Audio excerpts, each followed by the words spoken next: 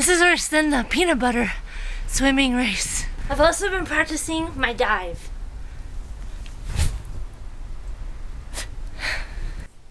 Hey guys, this is my update for the January Carnivore Challenge. It is February 6th today, so I've had about a week away from strict carnivore.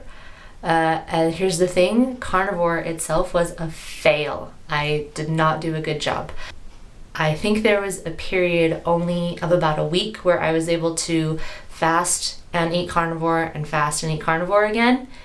You know, maybe not even a full week, probably more like just 5 days.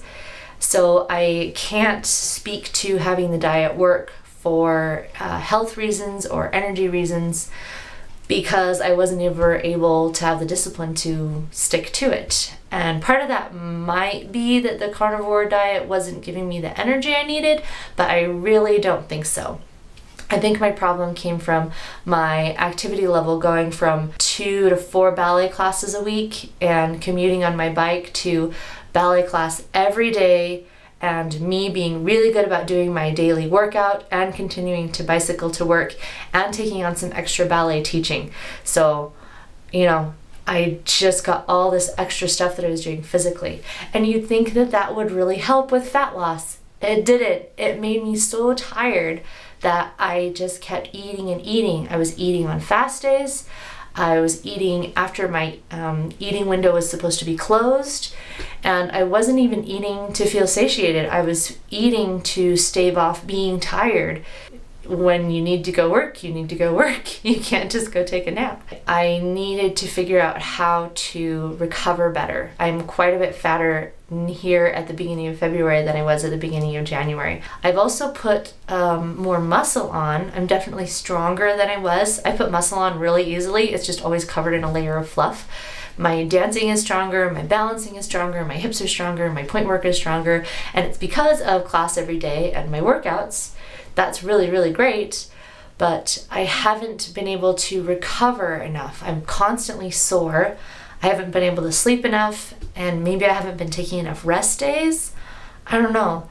I thought I was keeping my workouts low key enough that I didn't need massive rest days or, you know, even full rest days. I thought I could continue to take class every day, but just hasn't worked out that way. And instead I've been eating instead of resting. So, you know, gained all this weight. February is going to be kind of a Sarah figure it out month. But the things I need to figure out are what to eat and how often to eat. Can I continue to fast if I can get enough recovery time? So, you know, enough sleep and maybe days off.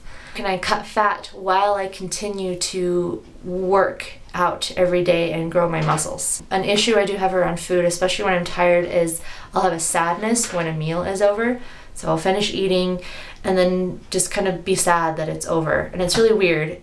It's mostly when I'm really tired. There's more food in the fridge, but my eating window is supposed to close and I've already eaten my allotted calories for the day. How I deal with this sadness depends on whether or not I'm successful for the day, and more often than not I've been failing at that.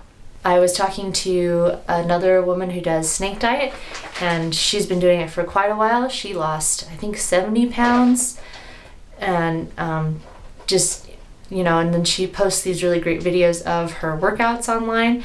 And I was telling her about my issues with gaining weight, having trouble fasting, getting all these workouts done, and I'm lean enough that I can't just fast for weeks on end. You know, I want the last 20 to 25 pounds off. I don't have 70 pounds to lose. And she said that I probably need to add carbohydrates back in. And I actually felt my brain kind of get lazy. I suddenly wanted her to tell me exactly what to eat and how much and when.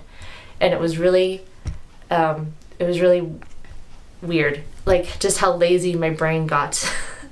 And I realized I needed to accept her advice and then go do my own experimenting. At the end of the day, you have to go and go ahead and eat a potato and see how it makes your next workout feel. And that's what I need to do.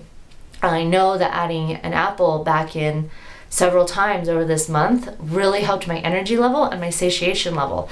So many times I would be eating carnivore and I would eat so much meat and drink so much broth, and then I would have some eggs, and then I would have something else, and I would just keep eating and eating and eating, and I would finally break down and have an apple, and suddenly I was done eating. And that's something I know in myself that I need to deal with. So I'm the one who needs to do that experiment there. Often when I've been fasting, I either obsess about food or I try not to think about food. And those are both bad, I've found out. So obsessing over food meant that once it was time to start eating, I couldn't stop eating because I was still obsessed with food. And not thinking about food, sorry, there's my cat's face. She's trying to play with, there's a little string on the end of the camera, and she's trying to play with the string. Can you be good? Can you be good? Be a good kitty. Don't obsess over the food either, but when I didn't think about the food, I actually had planned, whenever I started thinking about food, I had other things in place. I would think about ballet steps that I was trying to master, so visualize doing them, or I would think about a variation I'm trying to learn, or some things I'm trying to get memorized. So I would just totally derail my mind from food. What I found I need to do instead is plan food. I need to figure out what I'm going to eat and how much, and have that be the focus of what I do. And plan, research smart things. So I'm thinking I want to add in things like kimchi and sauerkraut and shirataki noodles, things that are really, really low calorie but filling, and then stick to leaner meats for now. I need to experiment with going a little bit lower fat if I'm going to start adding carbohydrates back in, especially if I really start upping carbs as far as fresh fruits and vegetables. So it's just stuff I've got to figure out, but I need to, while I'm fasting, if food thoughts come up, I need to start planning them instead of obsessing over how good a cupcake would taste, and maybe I'll treat myself to a cupcake when this 20-day fast is over. I need to think, oh, okay, yes, I want to eat. Well, what can I eat on my refeed that is going to help me have an easier time going back to fasting? Having my default thoughts work that way. It definitely is going to take more discipline for me to add carbohydrates in. I already know that I need to work on my discipline as far as eating food anyway. Fasting is easy. I'm definitely a yo-yo faster. I can fast for, once I get past that first 3 days, I can fast for forever. I got this. Eating that has been sabotaging me. So I was hoping to learn discipline with that with carnivore, and not going to blame it on the carnivore diet. That really works really well for many, many people.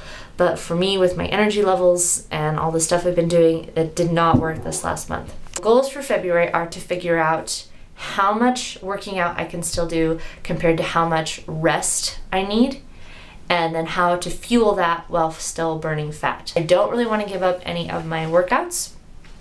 I love the consistency. It helps me mentally to be consistent. I think I need to fast a little bit more.